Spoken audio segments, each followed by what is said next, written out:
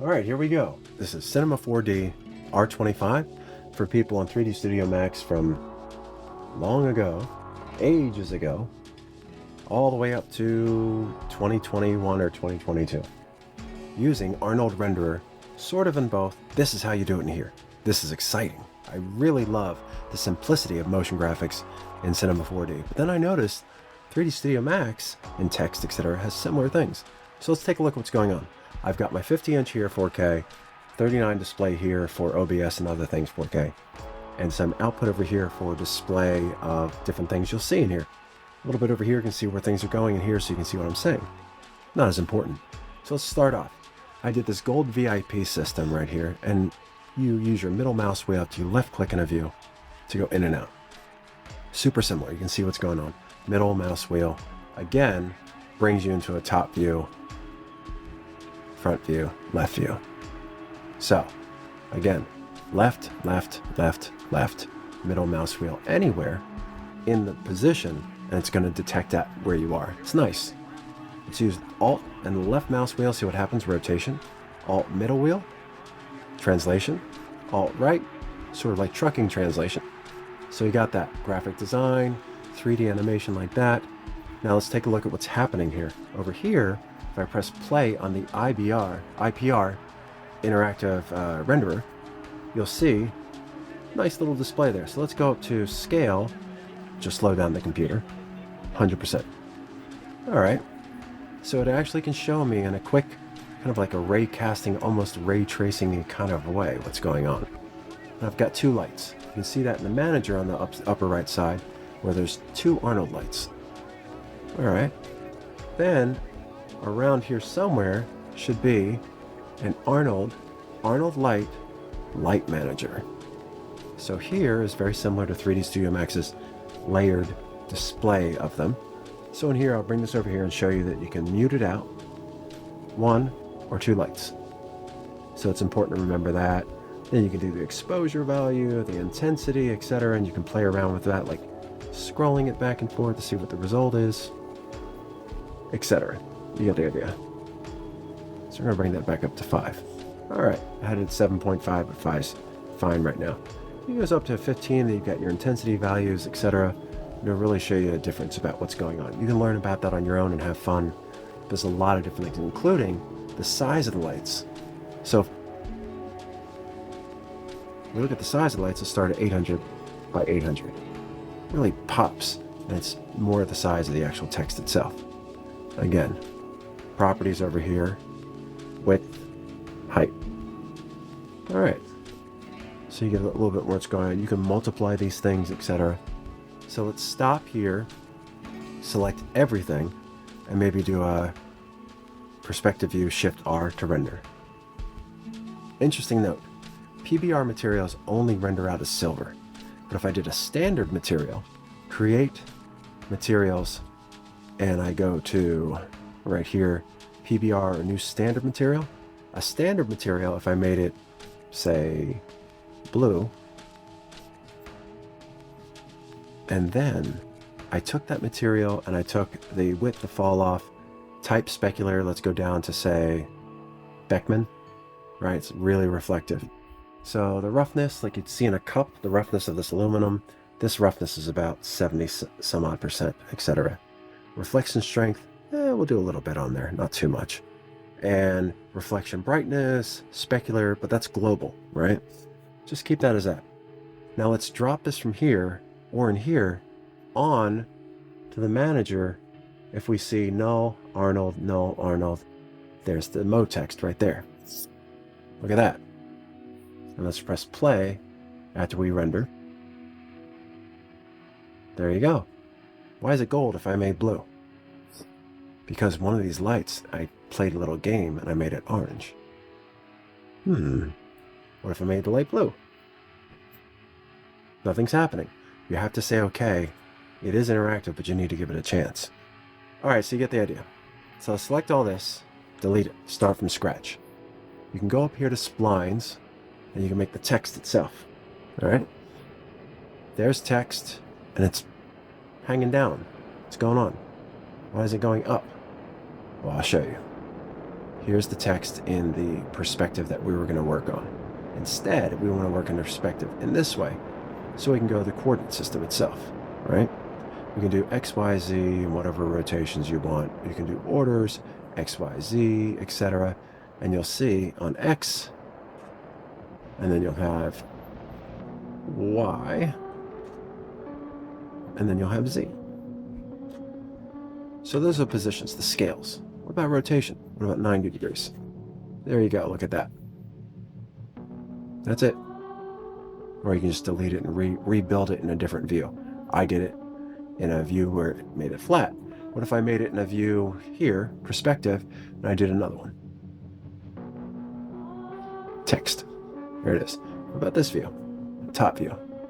Text. It's pretty cool, right? What if I did it here in the front view? Text.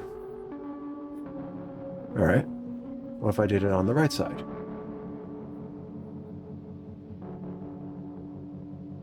Text. Now what happened?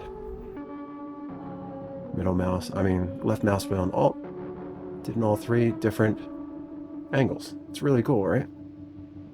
So let's select all, delete them, middle mouse wheel, go back into perspective, and make some quick text. All right, there you go. Let's go to edit it. Basic. Name, text, layer, etc. So the object in the properties will hold the text itself. So we're going to put VIP and press enter, or press delete and click in there, it'll change. There you go. VIP. Let's make it just regular. Click on Sego and then go up and down until we like something. But you can't really see it. Middle mouse wheel. Now we have a spline. We want to extrude it. So let's go up here to the top and look for extrude, extrude. See what it does. Nothing. Go to the properties. 3D Studio Max, you would have extrude first, and then you would have text first and put extrude. So if you did this, that's not going to work. What's wrong with this thing? This is different. Drag it off, and then put text into extrude as a child, like a direct object and the rest of your sentence, and there it is. Okay, it's extruded.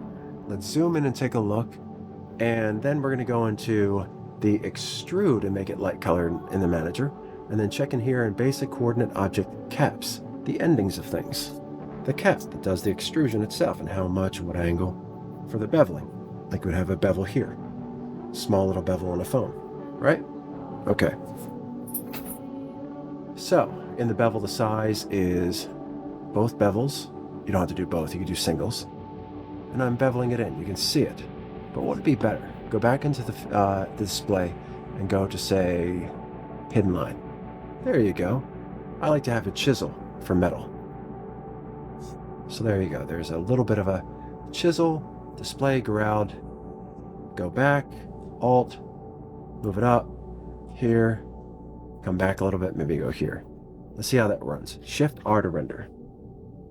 I don't see anything because my tutorial ended in Arnold. If you go over to your render settings, which is up here, render settings, right? It'll open up and it'll say renderer. We have to go back to standard as we started out again normal and see if it renders now. There it is. Let's do something else. Output, preset, down arrow to say film, video, whatever you want. For now, it could be just, right now it could be HD if you want. And then there it is, HD. Perfect. That's only at 75% render on the bottom left side. You can pop that into 100% or fit the window, whatever you want. That's fine. Next up, let's make some lights. So we go up here to light. Target lights are great. You're familiar with them. So we want to click off and just click the light and we can move it. Once we've moved the light, right? Now you might notice that the light itself, see how I'm rotating? How do you get back to that? You can't. Just gotta go back and call it a left view. It's a common mistake in 3D Studio Max to what we have here. So let's go to view and let's go to a camera. It's called a left view. There it is. Left view. Go back. Left view, front view, top view. So if you alt and left, it really messes that up. So just go back to display, cameras, left view, for instance, in here. Cameras, use camera, right view, cameras, left view, and we're back. All right. Next up, let's go and make something about this light. It's here. We've got a target, so let's click on the light, move it around. Where's the target? You have to go up here to light targets. Tiny little dots, ridiculous. You can barely find it. There it is. It's always at your origin, your 0, 0, 0. You can see that if you go back. You see your origin lines if you want to. Now let's take a look at this render. And now let's make it 1. Hold down the control key for that as well. Even here is better. Copy, paste. Now it's on top of it. Now we move it, we shift it. And now we just select the light, and we have a different position for that. So where is the light dot 1 and light dot 1 target? Right? So there's the light dot 1 target. That's interesting. We have light 1 and light dot target. And we have light, and we have light dot target 1.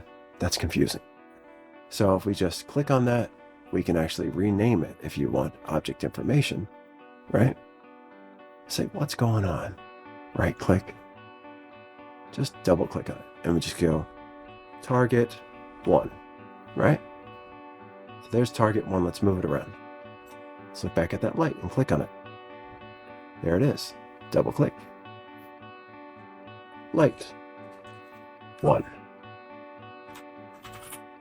There you go. Light 1 and target 1. What's the other one? That would be target 2. And double click. Light 2. Perfect. If I can spell. Great. That works out nicely. So now it's Alt, middle mouse wheel, move it over, or scaled in and out. Got some light on both sides. So I don't know where I am with these lights. I really want to kind of see what's going on. I'm going to bring this over here. Here's the target. Let's bring this over here. I really can't see what's happening because I'm not doing any shadows. So let's click in our perspective view. Render it, take a look. There's some more light. Just for our brain, let's click on the first light, go to the basic, coordinate, general, right? And then the colors, and make it really have a saturation and make it kind of like an orangish yellow, goldish light. Just the light itself. Now there's a lot of other things we gotta do, but right now let's take a look. Click back in perspective, take a render. Well, look at that. That's great. It's awesome. Let's zoom out a little bit so we can see what's going on. And then rotate down. And is that light in a good spot? It's in an okay spot. Now let's make a camera. We're already in a camera perspective, but let's make a real camera, target camera. It makes it where you're at in Cinema 4D. Wherever you're at, it's going to make a target camera. It's not the same as perspective, and you can change it. You can get lost in 3D Studio Max to here. But now we're good. Next up, let's select all these materials and delete them. Let's create a new material, PBR. PBR right here, it's whitish, and let's drop it on the text. That's a spline, but on top of the extrusion, which is backwards in 3D Studio Max thinking, but you get the idea. So now that's kind of like a white material. We can double click on it here, over here, and we'll get the properties. So if we rendered that, it would look like this. Still yellow and white. Why is that? Because we made a yellow and white light affecting what that material is. So over here, let's change the default diffuse from Lambertian to Beckman. Perfect mirror. Impossible to see. Look what they do here. This is so cool. They have this green grass, I don't know, like a part as a reflection for an environmental. It's really cool. You're not going to see it in there, but for previews in OpenGL or DirectX, it's going to be great. So let's render that again. I don't see anything. That's why, because this has a little bit of diffuse and there's things behind it. If this is a perfect mirror, if you put a flashlight to it, you wouldn't see anything but the flashlight, and there's no dust, nothing, you wouldn't see anything. So it has to have a little bit of roughness So let's take a look here and go into here and look at roughness, 10%. Let's pop that up to about 74% roughness and see what happens in the render. There you go. You can go back a little bit, somewhere in between like 47, 50%. All right, got some reflection, got some light. So let's take that yellow light, which I like. Let's take the backlight, the white light. And let's go into the details, the shadow. Let's go to the general. Right now, I want to raise the intensity. Let's go up to the little scroll wheel, the up and down arrows. And you can scroll by left clicking and go beyond 100, but you can't see, and go say 400 and see how it renders. Hey, it's a little too much, a little crazy, but it's a neat idea. So let's bring that 400, 386 back down to say 200. No big deal. Now let's open up the angle, the penumbra of the actual light itself. That's in details. In details, inner angle is at 0. It's a little point. Now it's an actual spotlight in a theater, or what you're familiar with in 3D Studio Max starts at a larger number. See what that does. Wow. Just by opening it up, it really brightens it up. So let's go back here and go back to general and go back to that brightness and bring it back down to 100%. See what that does. Still really bright. Now that reflection's really popping. All right, and I could bring that reflection up a little bit or keep it underneath and make it really, really fun. So here from the side, let's bring it underneath and let's render that and see what it does. So you can see you can have fun with this and keep playing around. And that orangish yellow light now we know what to do here, and we go into the details themselves and open up that penumbra, that angle, on both the spotlight center, inner and outer angles, and see what that does. I would probably just move the angle. You would think making it brighter, but the way they do metal on this, it's not actually what you do. So if you move this down, it might, you see in the preview, it might make it a little bit easier to see. See? So you might go a little crazy with the brightness and go a little too much. So let's pull this back. Remember, now we have, how do we do this? We go up here to the coordinate system and go local and pull back, like you would in the theater. Now let's render this out and see what it does. Very cool. I like that. We can have one more light and play around with it, but that's fine for now. Now let's go into the Arnold renderer, see what it does. And in Arnold, you can just do a couple settings. All of a sudden, if you click in here, you're going to notice something. You can't see anything. It's black. Why is it not working? What's going on? Well, interestingly enough, if you take these lights and you delete them, right? Now, if you go up to the top to Arnold, not the light icon, Arnold light, and say quad light, which you're familiar with, move it back in front of the text, you might be able to see some text now. Let's see what's going on. Shift R to render. Little bit, okay. Little tiny bit. There's a lot of reasons for that, but for right now, we have a light. Next thing we want to do, just for right now, is click on that light, which you can see up there, Arnold light, and then let's raise the exposure. It's at 0. I don't know why it does that, but let's do 4, and the intensity a little bit more. Just a little bit tiny more, 4 and 4, let's say. And we'll change the size in a second. Shift up. Hey, there you go. Look at that. That's really cool. Now it's really, really nice. It's not getting around or doing anything else. So we'll do one more, but I'm going to show you how this is done. If I take the light, there's no way to target it towards the actual text itself. It's just, I could click on rotate and do it by hand and maybe get it right, kind of a thing. That's really annoying to do all that. Instead, let's go up to the very top and go to the object and go to the null. Like 3D Studio Max, it makes it at the origin. Then you can move it around, and you can move it off the origin so you can see it a little bit. If you zoom in, do this, you might be able to see where it's at. It's a little dot. But now this is really cool. Let's go back to the actual light itself. There's the quad light, and go to Arnold. Right click in the manager, and then go to animation tags, strangely enough, and go to target. Now, the properties of this target layer for this quad, and you're going to go into either basic, name of it, and the tag. In the tag, it's going to say target object. So you click on that and you're able to lasso from one thing to the next, just like any other program like After Effects, etc. Click on it either in the screen, which is a dot that's kind of hard to find, right? Or up here in the manager. Now, here we'll be able to move that around. I think I got it. Let's try that again. Let's go into here, my target, and then I'm going to do it again. Target object, the null. There we go. I didn't quite get it. There we are. Look at that. It's really cool. So again, you can go back with the middle mouse wheel and you can really start to have fun with the position of that light, which you're familiar with in 3D Studio Max, or with the light that's built in the Cinema 4D. So now we have that. Let's take a render and see what happens. All right. That's really, really cool. It's a little further away and it's a little darker because it's further away. Look how small that light is. 200 units by 200 compared to the size of the text. Let's change it. Let's type in the properties of that light. 800 by 800. All right.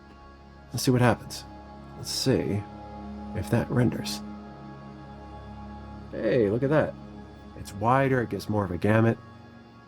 Even in the studio, would probably go even further. Something ridiculous like 60. Let's do 1600. It's a little big, but you get the idea. Spreads it out. It's not as bright. It's more even. So I like those little popping highlights. So let's change that and make the actual light back down to say 1200.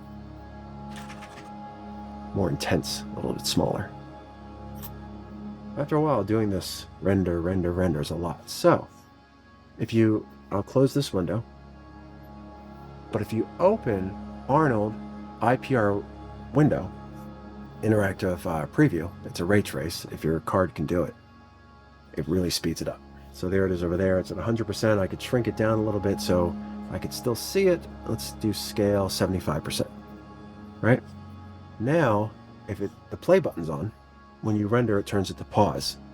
But if you have the play button on and you go back to your preview window that you're rendering, which is already chosen in the camera, you can then real-time look and then move the lights and see what your result's going to be. Not only that, you could also go into the properties themselves, the physical, the details of it, etc., stereoscopic coordinates, all these different things that you can do in here and see what's going on. Let's go to the basic again and then the coordinates themselves. So that's pretty cool.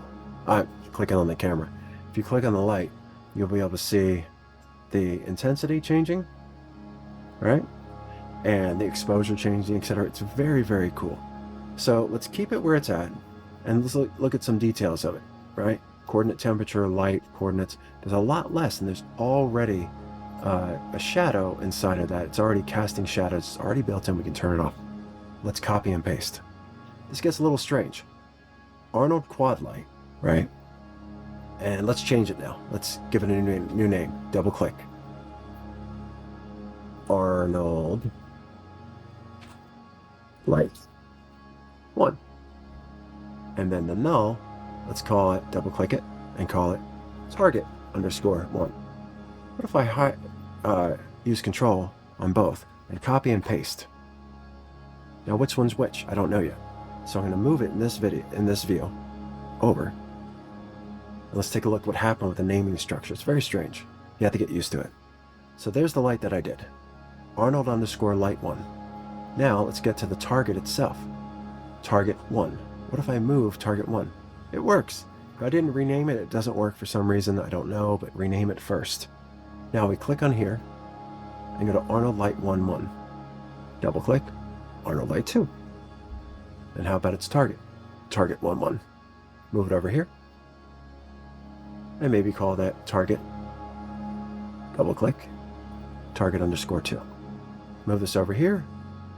Now it's doing this weird stuff and a weird perspective because we didn't change the coordinate system. So you change the coordinate system back to world, it makes more sense. See what's going on over here. So in the front, we could fake it with a little bit of our orange light, whatever you want. So click on the light, go to the properties and the color, and then you could change it to more of an orange, and then more saturation, and then a little bit more. Nothing's happening. You really kind of have to press OK to see the difference. That's ridiculous. All right, so we're gonna take that color off a little bit. There. That's fine. Next up, PBR materials, believe it or not, are always going to render silver. It's very confusing. So we have to go to create and do new standard material. Put that standard material on top of the extrude. Oops. Put it on top of the extrude right there. And now you actually see your colors. It's a little bit better. And now if I change the colors of this standard material, it's down here on layer, color, and properties at the bottom. Let's change it to green. See what happens. There you go. Look at that. And how about width, fall off, type, specular, blend, legacy? No, Beckman, like we did before. Now with Beckman, let's do more roughness, right? And reflection strength, a little bit. So if you do no reflection, it's not going to reflect the light, the color from it itself. If you do a lot, it's going to really reflect that green that we put on there. So instead of green, let's make it like a gold color. A little bit, not too much, not too crazy, but something like that would be good. And let's see what that does. Oh, here we are. Good. It's okay. It looks a little bit more like wood, but let's do reflection strength, right? A little bit more. Okay. What about roughness now? If we bring the roughness down, what happens? It's going to start looking like metal. Look at that. That's pretty good. All right. Let's take that color down. Let's take the saturation down a little bit. There we go. Let's go back to those lights. Now, in this light, let's change the exposure, right? And really ramp it up to like 7 with an intensity of 4.79. So let's go back to the other light and see what we can do with that kind of orangey kind of color and ramp that up. Maybe not too much. So that looks pretty good. I like it. That looks really, really good. So you're starting to get that kind of like a thing going on. Now I could make it more of a gold color. That's a little crazy, but yeah, it's nuts. So I could just go back here a little bit more. That's okay. Now let's do some reflections. Let's make something like a floor base, a plane. Now if I put this plane here, right about here, right, it's going to reflect off of that. You can see it over there, just a little bit reflecting off the bottom. So if I make another, not PBR, but a standard material, I can just copy this material and paste it. Now there's another material here. If I double click on that and I make it blue, let's say, right? Let's see what happens if we take that blue and drop it onto the plane up here. Nothing so far. Let's see, that one. That's our first color. That's our blue. What about this one? Now, why is it doing that? Because it's an exact copy. All you have to do is delete that, right? Say delete this one, the material underscore 1. But that's material underscore 1. The material that we used to use, which is this one, right? Watch what happens. All right. So now we move the original material in there. We have that. Here's the layer color itself. Make it more red, let's say. Now everything's copying it. What is going on? Why is it doing that? Because it's not like 3D Studio Max. So let's delete this and just keep this on there. Move it up where the question mark is. And move this at the bottom, right? But now let's make a new material. Create new material. Standard material. Right there. And let's drag it onto the plane itself. Boink. Let's get rid of the other one in a stack of things. Now let's take a look. If I open up this one, and now I change the colors here, instead of like a whitish, and I made that blue, watch what happens. Not much.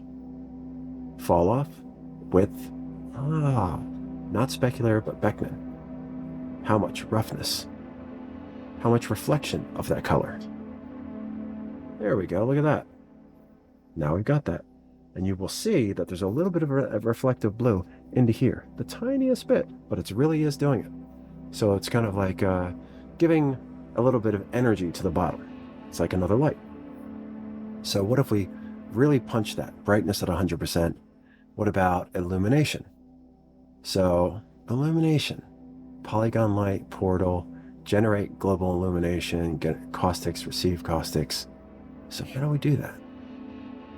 How do we make that brighter?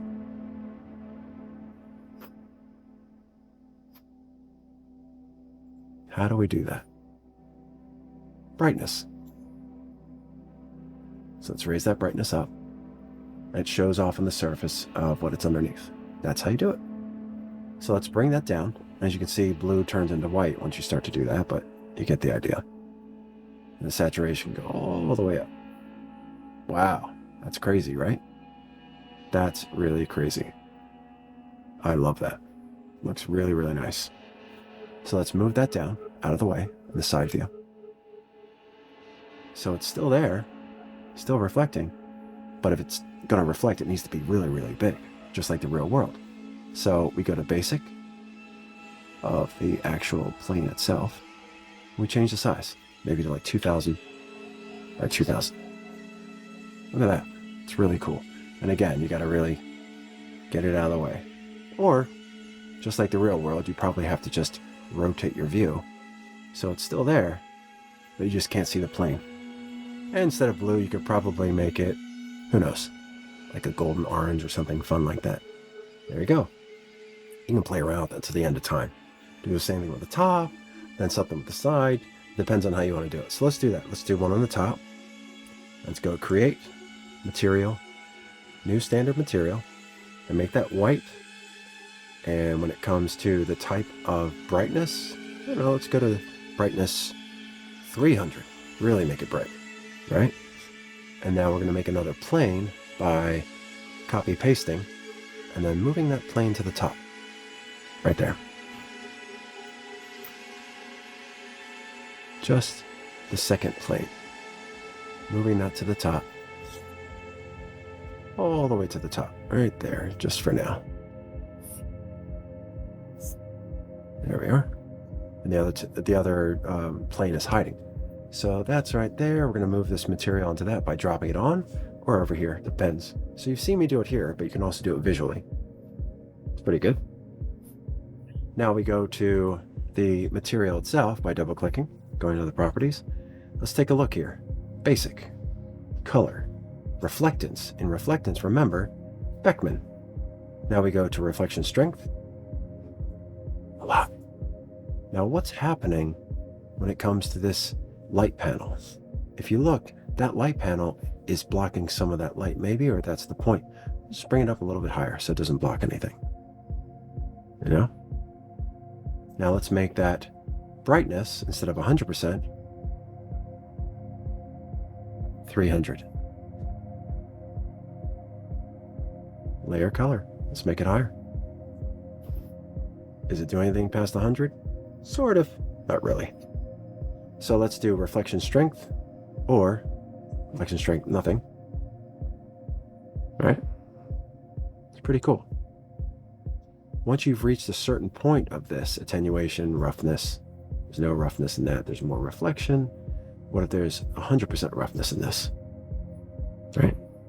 It doesn't really show that much of a difference. Let's go back up here to plane 1, get rid of the red, just keep the white, same difference.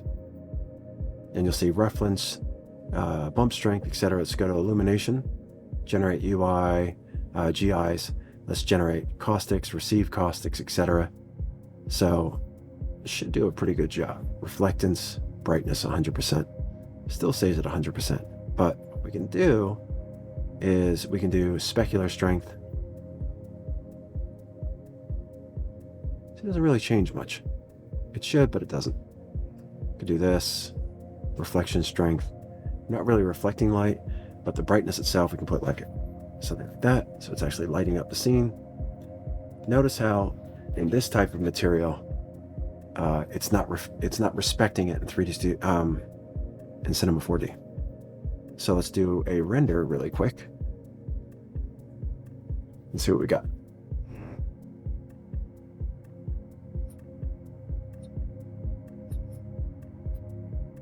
I don't know, I think it looks pretty good. Pretty good for right now. And again, we can take that top and move it out of the way because it's kind of obviously visible. Move it up a little bit. And when I move stuff, it should be able to see in here, but we have to press play for IPR again. That's out of the way. And then maybe I should make it a little bit bigger than it was, like say 4,000. Oops, that was 40,000. There. I like that. I think it looks good. And I'll just render that one more time. So let's go through it. That's taking a long time to render, don't you think? Let's go back into here, into Arnold Renderer, and go to the renderer itself. Look at that, CPU. What if I use my GPU, which is pretty powerful for 2022? It's a 2-year-old 2080 Ti. Let's go to GPU, and then CPU, and that's an Arnold Renderer main system. See what it does, and see how fast that renders. Now, first time through, it takes a moment or two. Well, look at that. It's about 10 times faster. Let's move it around in the preview. Wow. Yeah. Remember all that stuff we weren't able to do 10 years ago and they said you had to buy a different card? They were just artificially holding us back. Let's render it again. Same thing. Render preview, render finish. And that's it. You can learn a lot more and you can do a lot more yourself, but that's the idea between Cinema 4D, R25 or below, with Arnold Renderer. Very similar to 3D Studio Max, couple of changes. Just want to experiment, show you multiple screens at once and see how it turned out. Hope you like it. I had fun.